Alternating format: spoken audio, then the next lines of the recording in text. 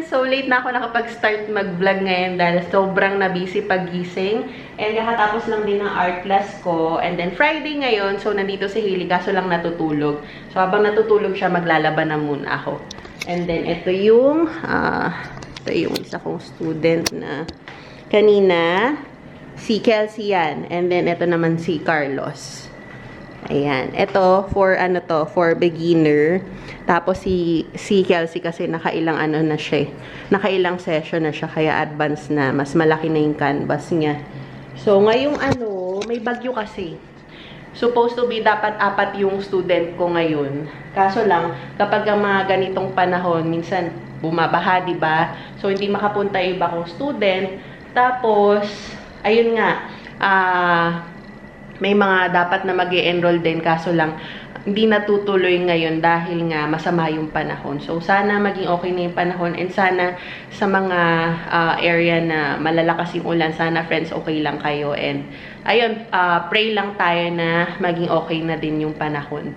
So, yun, samahan nyo lang muna ako at magsasampay na ako kasi kanina ko pa na-start yung washing machine. Tapos, itong mga bra, minamano-mano ko to kasi kapag sa washing machine, nasisira agad eh.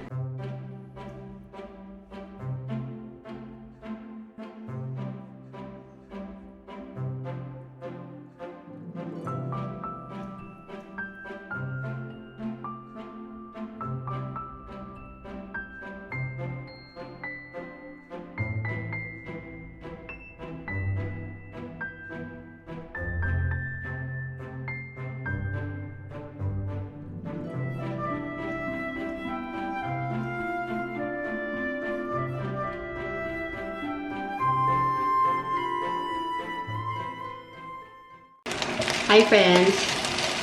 So, dahil nandito ngayon si Hailey, pinapili ko siya ng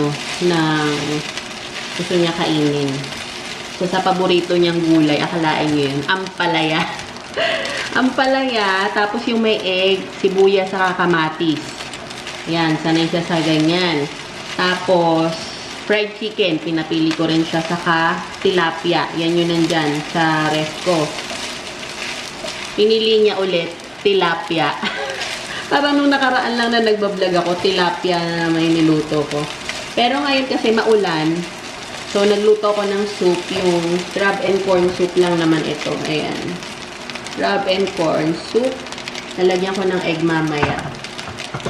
Tapos, masarap na partner ng tilapia, itong fried rice. Tapos, yung bawang niya, yung ganito, yung toasted na bawang, ay ang sarap. Ayan. Ang isa sa nagpapasarap sa sa sinangag na kanin, yung bawang. Unahin ninyo. Tapos yung oil, naluto na yung bawang sa oil. Yan ang isa sa nagpapasarap sa rice, sa sinangag. Tapos medyo itututong ng konti yung yung sinangag. Ganun ako eh. Ayoko nang masyadong malambot na sinangag. Tapos kapag sinangag, di ba minsan yung bagong luto yung rice, tapos iluluto natin na fried rice, hindi masarap siya, pero iba pa rin yung parang yung mga 2 days old na rice sa ref. Iba pa rin. Ayan. So, okay na to. Tingnan na natin kung tama yung timpla. Lagyan ko to ng asin. Rock salt yung madalas ko ginagamit. Kasi parang mas tansyado ko kapag rock salt. Tapos konting magic sarap lang. Pero, yung iba, syempre, ayaw na magic sarap. Huwag nyo nalagyan. Sarap. Yung tilapia, pagka ganyan, may lasa na yung rice. Hindi ko na nilalagyan ng asin yung tilapia. Kasi may lasa naman na yung rice. Yan, lagyan natin. Parang hindi yata kasha. Try natin. Pag nandito si Hailey, nawala yung diet ko eh. Pag wala siya, saka na lang ako bumabalik sa itlog. Yung mga boiled egg. Ang bilis ko talaga pumayag sa sa boiled egg. Tapos, syempre, sasama ko na lang ng gulay. Pero minsan boiled egg lang pag gabi. Parang tamad na ako magluto sa sarili ko.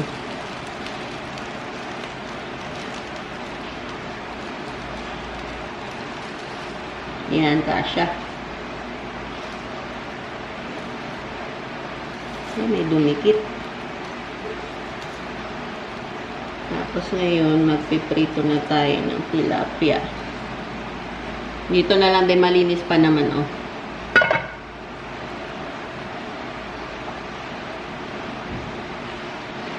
Yung ganito, friends, oh. Kasi minsan, kapag yung hindi masyadong luto-luto yung yung tilapia, yung malansa, kaya gusto ko yung tostado talaga siya. Malansa yung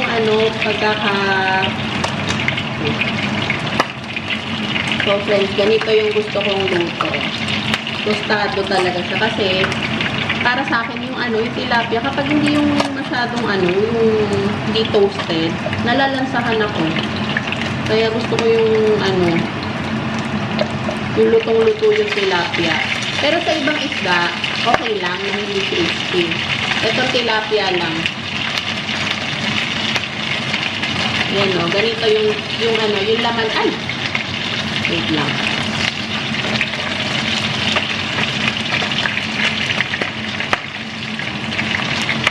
Ganito yung balat niya. Ayan. Ganito. Oops. Golden brown. Tapos yung ilalim niya. Wait lang. Ganyan. Oops. Yung parang bangus style na prito. Ayan. Gusto ko yung ganito. Para talagang walang masyadong lansa.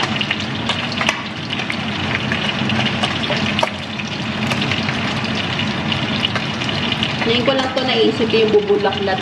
Yung bubulatlatin yung yung tilapia. Naisip ko lang kasi sa bangus, 'di ba, naka ganito, nakabulatlat. Kaya naisip ko, pwede rin sa tilapia. Mukhang okay nga kasi para mas lutong-luto talaga pati loob.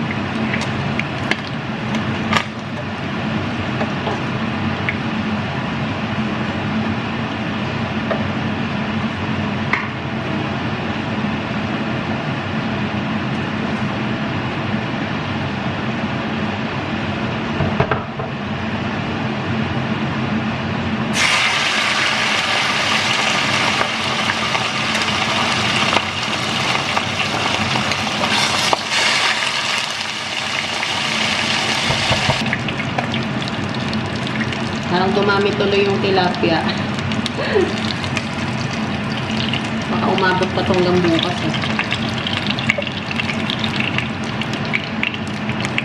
Baka nga umabot hanggang bukas. Parang dami. So.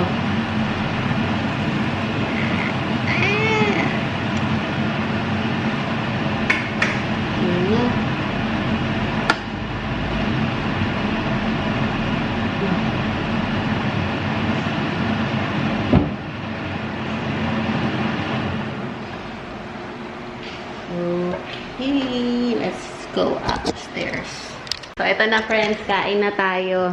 Oh, paborito ni Hailey, ang request niya lagi. Tilapia. Yan. Ito yung niya, ilalim niya. Oh. Diba? Tostado. Tapos, with crab and corn soup at sinangag. Tapos, ito yung sausawan. Patis with kalamansi at saka sili. Tapos, dikdikin niya sili. Sarap. Sige, let's pray na. Ayaw nga pala. Madami palang nagtatanong. Madami nagtatanong, Hailey, yung doon daw tayo kasi kumakain madalas sa kama. Noong nakaraan. Wala pa kasi kaming table na yung talagang kainan. Kaya, doon kami nagtiis. Pero, pwede naman pala dito. Tinatamad lang ako minsan kasi maraming laman to na, mga pintura, ganyan. Madalas yung mga pang art materials yung mga nandito. Pero, yan, tinanggal ko na muna. And, kaya hindi pa ako masyadong bumibili ng mga gamit kasi nagsigurado muna ako kung ano yung mga kailangan. Pero mamaya magkwentuhan tayo. Kakain muna kami kasi gutom na.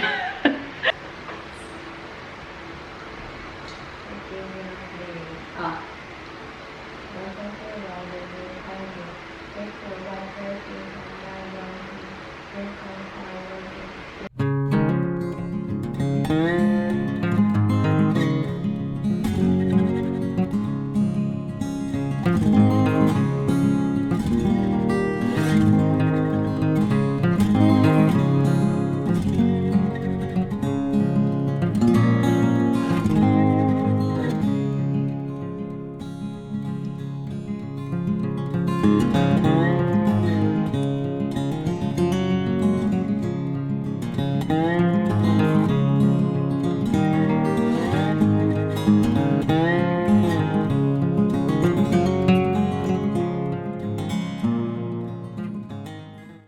Wala na, super haggard, saka oily na.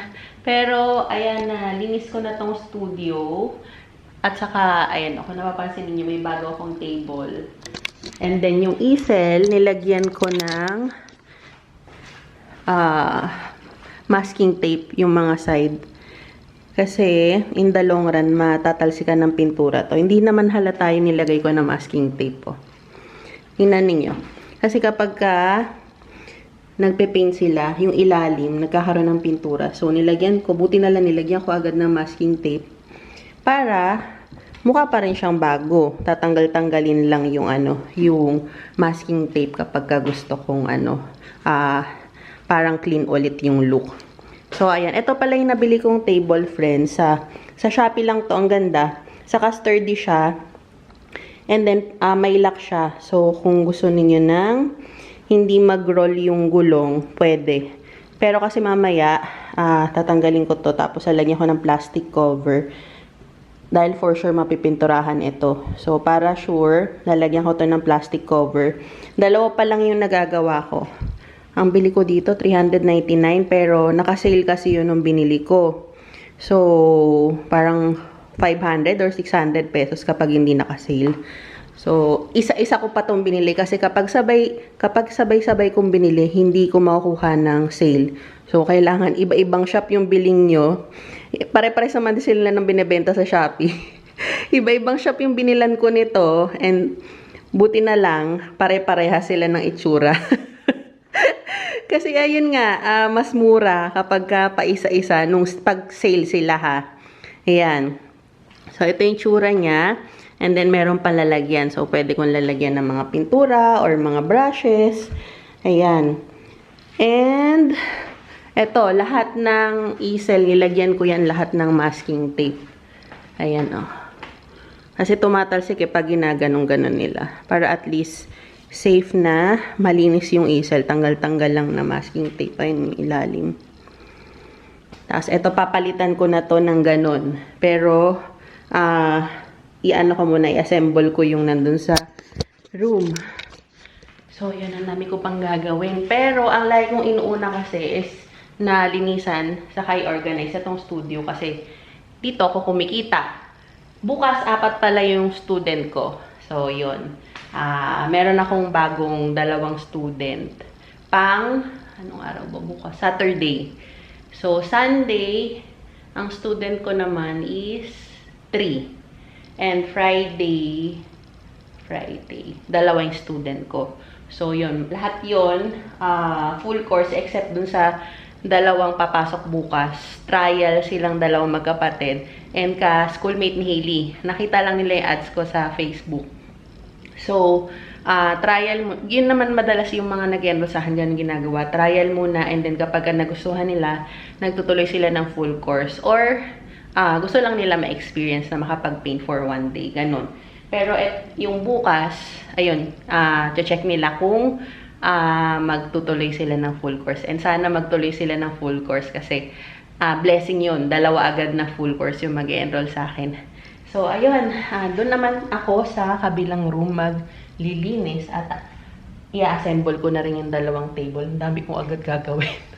hindi maubusan ng gagawin. Kaya pasensya na friends kasi hindi ako makapag-reply ng sa mga social media agad-agad. Tinatry ko naman yung best ko na makapag-reply sa Facebook, sa Instagram, sa YouTube. Nagre-reply ako dito sa vlog. So, yun yung mga question ninyo. Kahit paano, tinatry ko na masagot. Hindi ko lang nga masagot lahat. Kasi minsan kulang na sa time or minsan, ulit-ulit naman yung tanong. So, iniisang sagot ko na lang. So, kita ninyo friends. Ang gulo ng kwarto. Ito, kailangan ko, magtutuos kami nitong kwarto kasi tapos na ako sa studio and hopefully, matapos kong linisan. Except lang dito. Ito, at saka ito na lang ang hindi pa natatanggal na box. Pero at least wala na. Dito na lang sa kabilang side. Diba? Ang laking improvement kasi dati, sobrang daming box dito. Ito kasi, hindi pa talaga ako hindi pa ako, saan ba yung mga ibebenta? Except lang dito kasi mga mga itatapon na tong mga to, yung mga basahan na yan. Except yung nandyan sa kayan. Pero yung mga laman yung nandyan sa box ay mga igagaratsela sa kayo nandoon. Hanggang ngayon, di ko pa rin nasisimulan kasi wala, hindi pa ako matapos-tapos. Ang dami lang ginagawa sa araw-araw. So, eto, lahat yan. Eto, nandiyan sa table, magtutuos kami yan. Tapos, namili rin ako sa grocery ng konti. O, yung table doon, magulo. Eto, magtutuos din kami nitong dalawang table na to. Iano ko siya, bubuuin ko. Eto, may kalat pa dito. Buti nga, nakapagtiklop na ako. Eto na lang yung mga natirang titiklopin. Okay. So, ayun. Dito muna tayo. Ay, ito muna tong grocery na to kasi ito yung pinakaano dyan. Magulo. Oo nga pala, tinanggal ko kasi nung last time, di ba na nag-vlog ako dito sa cabinet. Parang halo-halo yung food at saka mga iba kong stock na mga sabon. So, in fairness naman dito, wala pa ako nakikitang ipis dito sa room ko at saka doon sa studio. In fairness, walang ipis talaga. Promise. Pero ayun nga, dahil maraming nag-recommend na hindi ko pa nga rin natatapos ayusin. Pero tinanggal ko na yung yung mga pagkain dito. Ko na, kumbaga puro sabon, mga personal needs na lang yung mga nandito. Yung pagkain, yung mga itlog, pagkain, delata. Marami akong pa sa baba, sa kitchen. Hindi ko pa nga lang sa inyo napapakita. Pero yung iba kong stock, binaba ko na dun sa kitchen. Kasi kita ninyo, ang daming cabinet ko sa kitchen. Yun. Dun ko na sinalpak lahat ng mga stock ko na food, mga pangluto, condiments. Pero iba dito na food na nandun sa cabinet, dito ko nilagay. Meron akong egg dito kasi nagpapakulo din ako dito ng egg lang. Egg lang yung niluluto ko dito. Minsan noodles. Pero noodles, yung cup noodles lang. Papakulo lang ako ng tubig. Ayan, dito ko na nilagay lahat. Mga coffee, tea, oatmeal, milk, iced tea, mga juice. So, yan, dito ko nilagay. And then, mga noodles, dito. Pero hindi nga ako nakakain masyado ng noodles. Basta stock ko lang siya kasi nga, si Hailey din nakain ng noodles pag umaga. Minsan lang din, pero boiled egg halos yung kinakain ni Hailey pag umaga. And then dito yung mga delata, pagka gusto ko ng, yung mabilisan lang na mga kakainin. Ayan, hindi na kailangang lutuin. Ayan yung ko. Pero bihira akong nagdedelata kasi. Ito pang tinapay Reno. Pag yung nag-crave ako bigla sa Reno. Minsan nagkikrave ako sa Reno eh. And then, ito yung mga honey, sugar, milk. Yan. Ano pa ba? Salabat. O, yan. So, ito yung mga parang madalian na pwede kong iluto tuwing umaga or yung mabilisan na pwede kong kainin. So, saan na tayo? Oh! Ito to. Ayusin ko na to. Kanina ko pa sinasabi. Kung ano-ano na yung natin. Kung ano-ano na yung mga pinapakita ko. So, dito naman sa cabinet na to, yung gilid. Dati nasa studio yan eh. Kaso lang, meron na akong ginagamit sa studio. So, nilagay ko na dito kasi wala akong side table sa kama. Dito naman yung mga chips. Yan, mga chips. Mga stock lang naman to. Parang yung nangunguya lang ako pagka nanonood ako. Pag nagre-relax ako sa buhay ko, kasi minsan na ako mag-relax. Gusto ko yung meron akong mangunguya.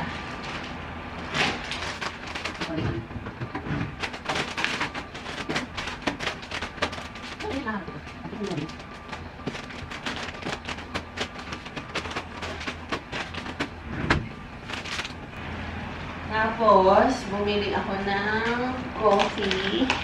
Ito, paborito ko to pang hot coffee. Tapos, UCC salted caramel na iced coffee. Ito yung paborito ko naman na iced coffee. And ito pang sausaw. Hindi na ako nakapag-vlog. Nag-vlog yata ako na nag-grocery ako. Tama, kahapon.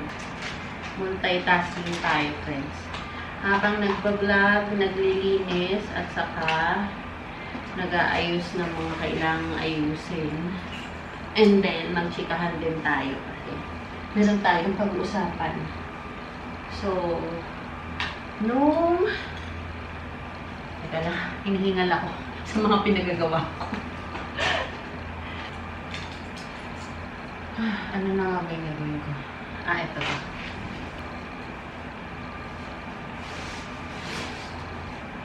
Ang pangit lang dito sa plastic cover ko. Natiklop ko to. Ayan o.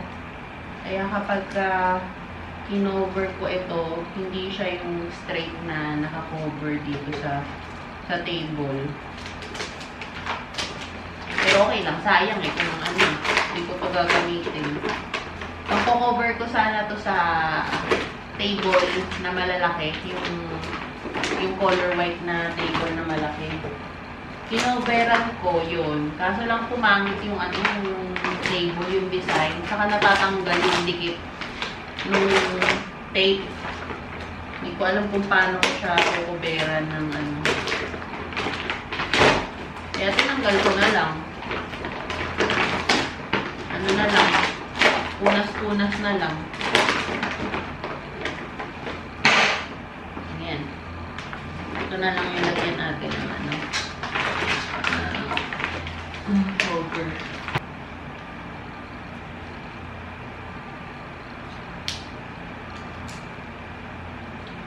Oh, humana.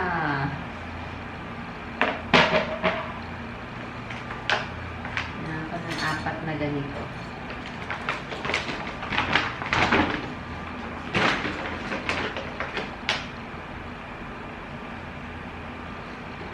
Focus tayo muna, friends, sa paggupit.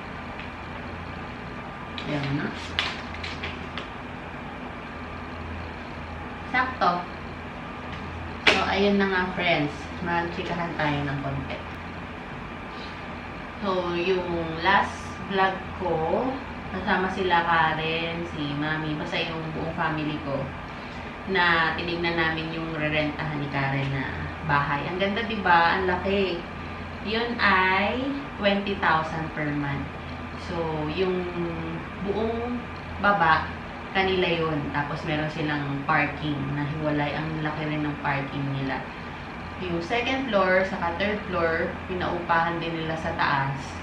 10,000 naman per studio doon.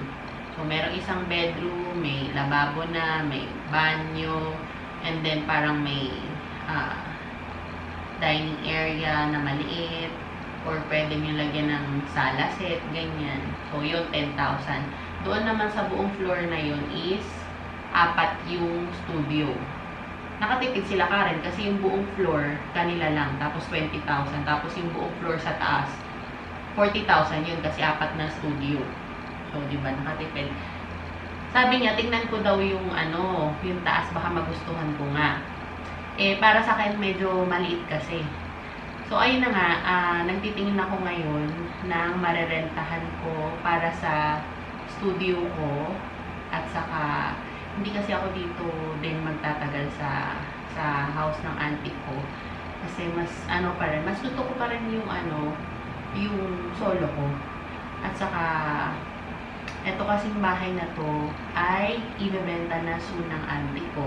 Actually, hindi soon. Binebenta na pala ng auntie ko.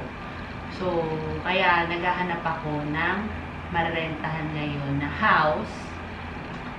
And hanggat maaari, mas gusto ko sana yung house na doon na rin yung studio ko para isang rent na lang.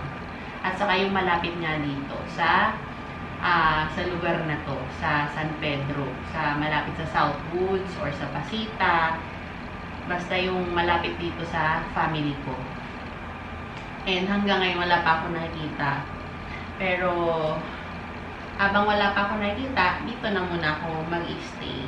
And thank you sa auntie ko kasi pinapayagan niya ako ditong mag-stay. Pero, ayun nga, magbabayad na ako ng rent soon. Hinayaan niya lang muna na makapag-warm up ako. Yung pa, kumbaga,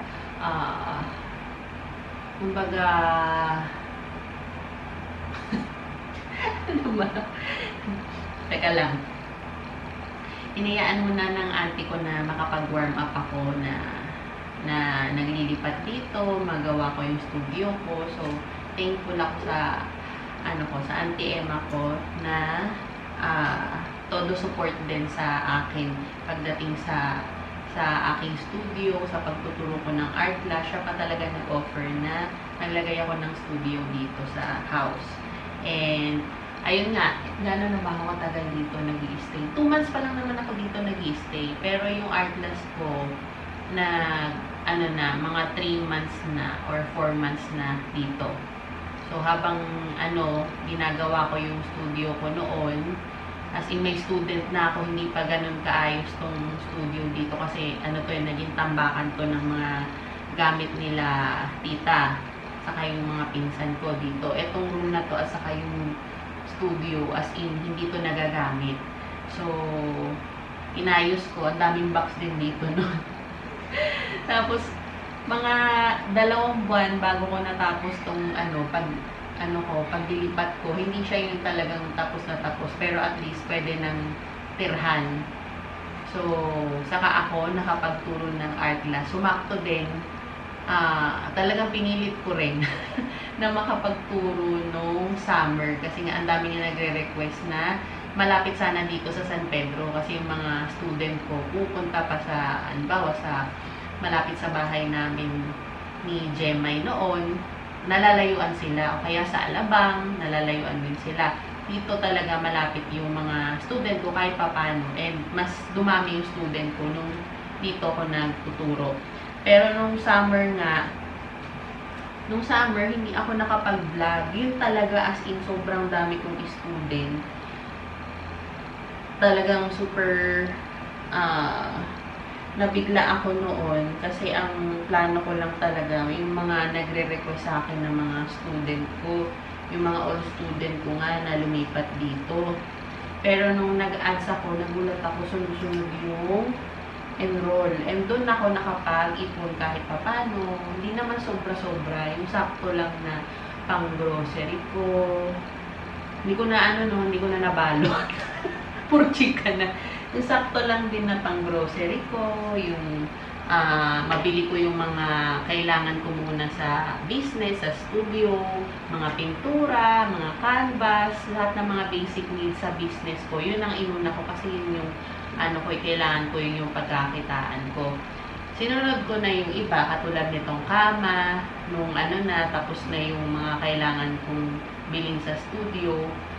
Sinunod ko na yung mga kailangan ko dito sa room. Kasi ako naman, kahit matulog lang ako sa sahig, basta may tulugan, pwede na. Ganun. Pero nung nagkaroon na ako ng budget, bumili na ako ng maliit na ref at saka itong kama. So, saka yung iba pang kailangan dito, yung table na pinag-e-editan ko ng vlog, ayan. Halos mga second hand ko lang din binili tong table na to eh.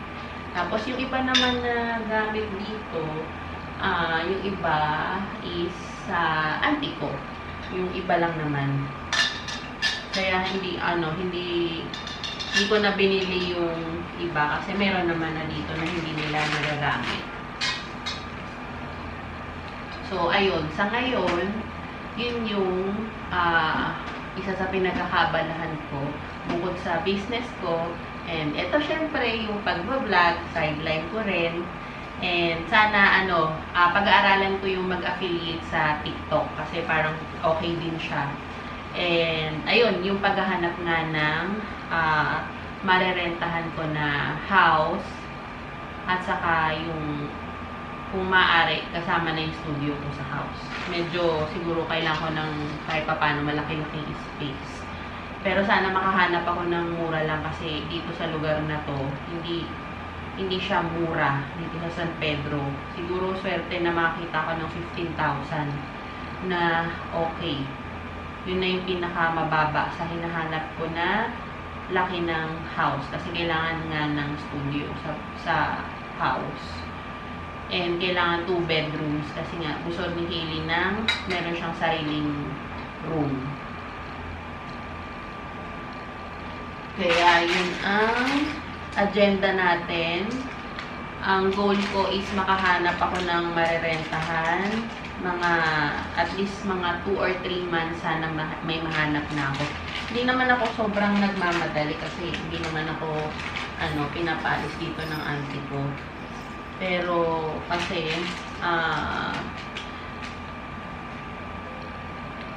mas maganda rin kasi yung paano ba? Kasi itong studio ko kailangan pa umakyat ng 2nd floor. So papasok muna ng loob ng bahay para mas safe na rin. Yung parang feeling na safe kasi gusto ko yung kahit papano close lang yun doon sa studio ko. Hiwalay yung pasukan papunta sa bahay. Pero yun nga, sana may makita akong ganun. Iniisip ko rin kung maghahanap ako ng commercial space. Yung mga daanan na talaga makikita ng mga tao. Pero feeling ko maliit lang ang makukuha ko kapag commercial studio yung kukunin ko. And mahal kapag commercialize yung lugar na rentahan kasi nga mahal yung lupa doon at saka mahal din yung renta. Mahal kapag commercialized. Ayun nga, mahal ang commercialized space, diba? Kaya pinag-iisipan ko rin kung hiwalay na lang yung studio sa house. Kayo friends, anong sa tingin ninyo na mas okay? Kasi yung mga pinagpipilian ko, isa pa, gusto ko yung malapit sana yung Kaso lang, ang cons naman, kapag kukuha ko ng commercialized space, tapos medyo malayo sa bahay na rerentahan ko. Wala pa kasi akong sasakyan. So kapag papunta-punta ako sa studio ko, syempre, gastos rin yun sa sa pamasahe, araw-araw akong lumalabas. Hindi pa naman ganun karami yung student ko. Siguro nga mas na lang. Ako na rin sasagot sa tanong ko. Siguro nga, abang hindi pa ganun yung talagang kakilala yung art class ko. Na muna ako renta na lang muna ako ng bahay na nandun na yung studio para hindi doble yung gastos ko. Kasi, syempre yung business hindi naman laging okay, minsan down. So, baka hindi ko ma-maintain yung pagbabayad kapag doon sa commercialized space tapos magbabayad pa ako ng renta sa bahay. So, yun. Kapag sobra-sobra na, malalaman ko naman, saka na lang siguro ako, kukuha ng commercialized space. Pero sana may makita ako na marerentahan. Yung merong hiwalay na. Pag bungad pa lang, merong studio na sa harapan. Yun yung plano ko. Tapos, hindi napapasok sa loob ng bahay para sa safety din namin na wala masyadong pumapasok sa loob ng bahay. As in, hiwalay na yung may daanan sa studio, may daanan papasok sa room. Yun yung balak kong hanapin na marerentahan. And sana makakita ako. Nagtitingin ako kaso lang hindi okay yung mga yung mga nakikita ko online. Siguro kasi yung rerentahan nila Karen, nakita nila yun hindi online eh. Yung iikot-ikot talaga sila dito sa buong Pasita, sa San Pedro. Kasi iba hindi nagpo-post, nakalagay lang, nakapaskil lang sa gate nila for rent.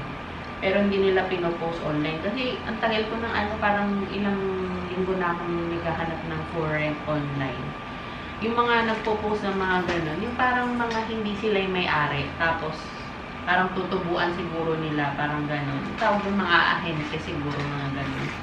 Hindi sila yung may-ari. Kaya kapag tatanungin ko sila sa details, hindi nila alam yung talagang yung detalye masyado kasi hindi sila yung may-ari. So, naghihintay pa ako or minsan hindi na nila nare-replyan yung inquiries ko kasi masyadong detailed yung inquiries ko minsan. So, ayun, yun lang yung yung update ko for now. Na naghahanap ako ng marerentahan. Another pagod moment na naman yun pagka nagkataon kasi tagal kong ang tagal kong naglipat dito. Tapos nilipat na naman ako. So, sana makita tayo soon ng ng space ko na talaga. And yun, mas na talaga yung mas matagal na akong mag-i-stay doon kasi madalas 1 year yung contract kapag ka magre-renta ng house. And sarili ko na siyang space. At excited ako. Hindi ako excited sa gastos, pero excited ako kasi nagkakaroon ako ng talaga yung hindi siya sa akin yung house, pero matatawag ko na aking yung space. Ayun. So, ayun friends, tapusin ko na muna to kasi sobrang chika ko, wala akong nagagawa. Hindi ako pwede pala mag-multitask ng chika at sa kapagawa. So, tapusin ko na muna ito. Kasi maglilinis pa ako ng room. And, ang pinakahuling gagawin ko bago matulog ay i-edit. O, yan. Pag 30 minutes na kasi humihinto eh. Tapos, ang pinakahuling gagawin ko bago matulog, pampatulog ko ay ang pag-i-edit ng vlog. Kaya pansin ninyo, yung upload ko gabi. Tapos, super late na. Kasi, yun yung time na, eto, pag ina-end ko yung vlog, gabi na din. Kasi buong magdamag nagbablog ako eh. Ano kayo friends? Anong oras mas prefer ninyo na nag-upload ako ng vlog? Kasi ako, nakakapag-upload ako gabi. Eh baka, hindi nyo nakikita yung na nakakapag-upload ako ng minsan nga madaling araw. Pero ina-upload ko pa rin kahit madaling araw.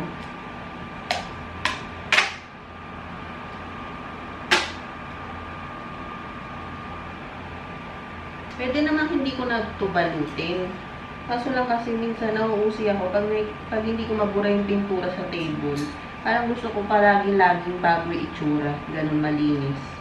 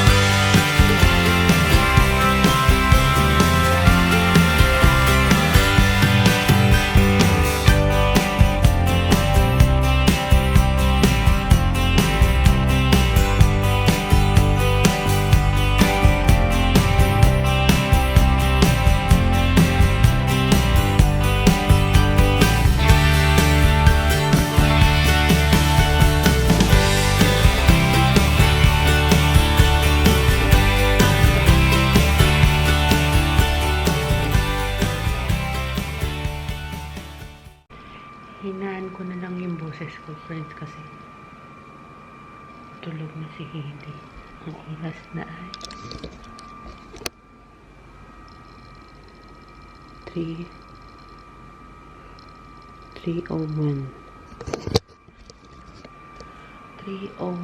a.m. Hindi ko pa natapos yung room, pero natapos ko tong drawer. At saka may mga inasikaso pa ako kanina na mga nilinisan ko dito sa banda, dito sa mga sahig. Parang bilis ng oras. Pumipikit na yung mata ko. Hindi na kaya. Ito pa lang yung natapos ko. Ayan, tapos na yung dalawa na table. Nandun na sa studio. Pero ito tapos na. Nabalot ko na to ng plastic cover. Feeling ko nga madumi kasi nung binabalot ko to, ano na, tawag dito, nakasarado na yung ilaw. Ganyan na talaga kasi tulog na si Hailey. So, bahala na. At least may cover para hindi mapinturahan yung table. Ayan, tapos na itong dalawa. Pagod ako dito. So, ayun friends. Papaalam na ako sa vlog. Sana nag-enjoy kayo sa vlog namin ngayon. Hindi ko na alam yung pinagsasabi ko kasi antok na ako. So, yun. Bye na muna friends. Bye!